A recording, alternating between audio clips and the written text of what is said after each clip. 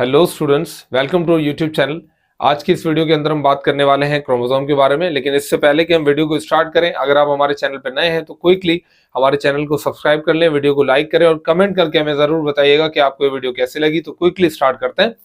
आज की इस वीडियो के अंदर हम बात करने वाले हैं क्रोमोसोम के बारे में। क्रोमोसोम जिसके बारे में आप थोड़ा बहुत जरूर जानते होंगे कि सर ये एक खास किस्म के थ्रेड होते हैं जो कि हमारे सेल में होते हैं। लेकिन आपको पता है जो क्रोमोसोम है वो वर्ड क्रोमोसोम क्यों पड़ा इसका? तो उसके लिए हमको देखना पड़ेगा 1882 में एक साइंटिस्ट थे जिनका नाम था वाल्टर फ्लेमिंग। वाल्टर फ्लेमिंग जो थे उन्होंने एक स्टडी वो कर रहे थे सेलेमेंडर लार्वा पे।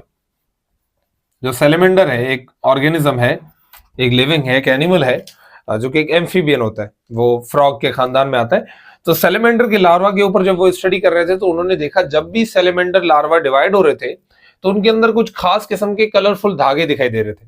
उन कलरफुल धागों को उन्होंने नाम दिया chromosome. The word chromosome consist to part. The word is chromo mean coloured, दूसरा है सोमा मीन बॉडी। तो आप कहते हैं सर क्रोमोसोम जो है वो दो पार्ट में मुश्तमिल है, क्रोमोसोम मीन कलर्ड बॉडी। और जो क्रोमोसोम होता है इसको डिस्कवर करने वाले साइंटिस्ट का नाम है वाल्टर फ्लेमिंग, जिन्होंने इसको डिस्कवर किया था सेलेमेंडर लार्वा से। लेकिन आपको पता है क्रोमोसोम जो वर्ड है और इसकी जो रियलिटी है वो असल में बहुत ही ज्यादा डिफरेंट है। उसका रीजन ये है कि जो क्रोमोसोम वर्ड है इसका मतलब होता है कलर्ड बॉडी, लेकिन असल में ये जो क्रोमोसोम होते हैं वो कलरलेस होता है। लेकिन फिर सवाल पैदा होता है कि सर फिर इन्होंने कलर बॉडी क्यों कहा? उसका रीजन है क्योंकि उन्होंने एक डाई इस्तेमाल किया था, एक खास किस्म का chemical substance, colourful chemical substance जिसका नाम है परकिंस एनिलीन। परकिंस एनिलीन, उस परकिंस एनिलीन की वजह से उसको क्रोमोसोम जो है वो कलरफुल दिखाई दिए। तो एक्चुअली क्रोमोसोम कलरफुल नहीं होते बल्कि वो कलरफुल दिखाई दिए परकिंस एनिलीन के इस्तेमाल की वजह से।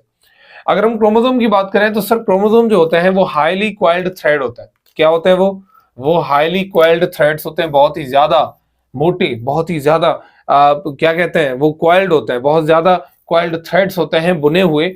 और अपीयर ड्यूरिंग सेल डिवीजन, ये इसके अपीयर होने का सही टाइम कौन सा होता है? ये सेल डिवीजन के दौरान पैदा होता है। ये आपको नॉर्मली नहीं दिखेंगे, नॉर्मली ये सेल जो है वो उसके अंदर फैले हुए होते हैं जिसको क्रोमेटिन मटेरियल बोलते हैं।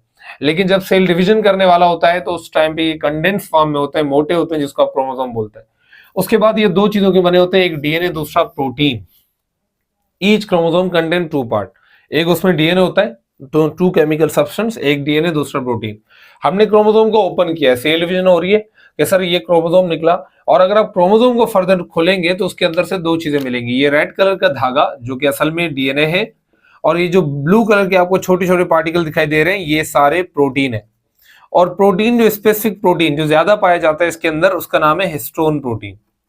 तो आप कहेंगे कि सर जो क्रोमोसोम होता है वो दो चीजों का बना हुआ है, एक ये बना हुआ है डीएनए का, दूसरा हिस्टोन प्रोटीन का।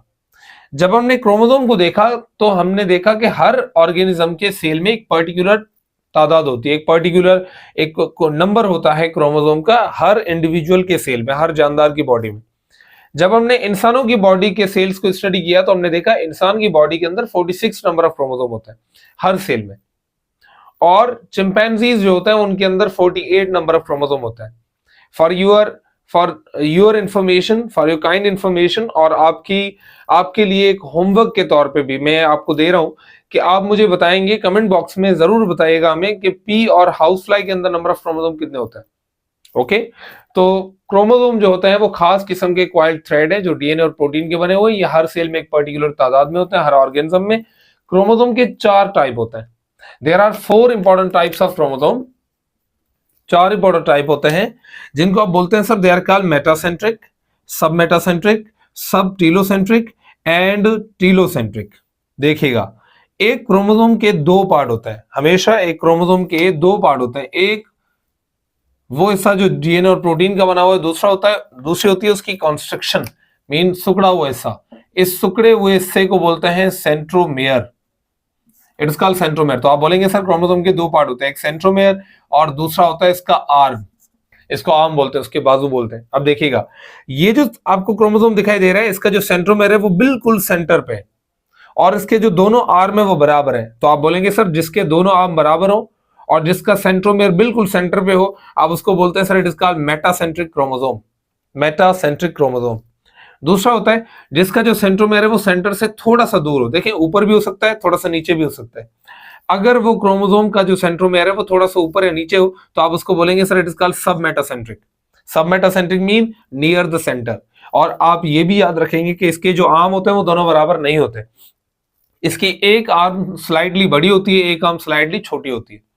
नेक्स्ट हमारे पास सब टीलोसेंट्रिक। देखें जो सेंट्रोमेयर है वो थोड़ा और आगे बढ़ चुका है, और वो थोड़ा और आगे है, और जो एक हिस्सा है वो काफी छोटा है, दूसरा काफी बड़ा हिस्सा है।